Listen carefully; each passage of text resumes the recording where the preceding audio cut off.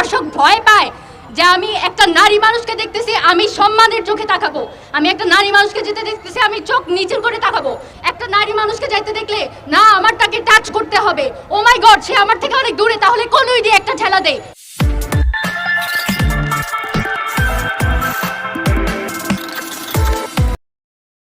প্রতিবাদ করব, তারপর ওই ঘটনাটার কোনো মতে একটা বিচার দিয়ে আপনারা আবার যার যার মতো জায়গায় চলে যাবেন, তারপর 2 দিন পরে আবার সেই ঘটনা। এটা আমরা চাই না, ঠিক আছে?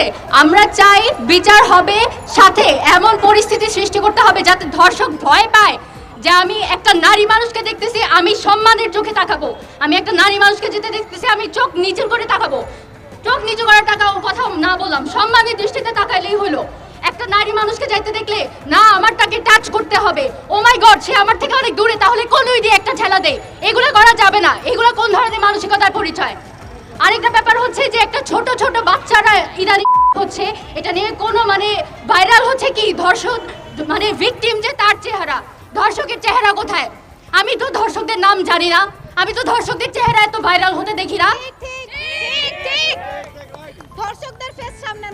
ধর্ষকদের চেহারা সামনে আনতে হবে, ধর্ষকদেরকে এত বিচার আমি বুঝি না। এই যে স্যার যেটা বললো Westphalian, I am sick of Westphalia, এটা বাংলাদেশ, এখানে ধর্ষকদের এভাবে বিচার দিতে হবে যেভাবে আমরা যাবো, তাহলে একটা গণতান্ত্রিক দেশ। ধর্ষকদেরকে রাস্তার মাঝখানে আনায় ওদের উপর পাথর ফেলা হোক, যেভাবে হোক ওদেরকে শাস্তি দিতে হবে, যাতে পরের বার করার আগে ইভেন ডিসরেসপেক্টফুলি তাকানোর আগে ওরা 3 বার না 4 বার না 10 বার ভাবে, 100 বার ভাবে। অনেক সময় পার হয়ে গেছে, 5 আগস্ট পার হয়ে যাচ্ছে, 1 বছর হয়ে যাচ্ছে almost.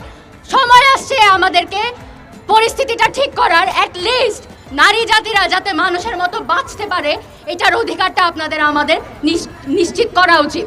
I think we deserve at least that much. এটা বলেই শেষ করছি, থ্যাংক ইউ ভেরি মাচ।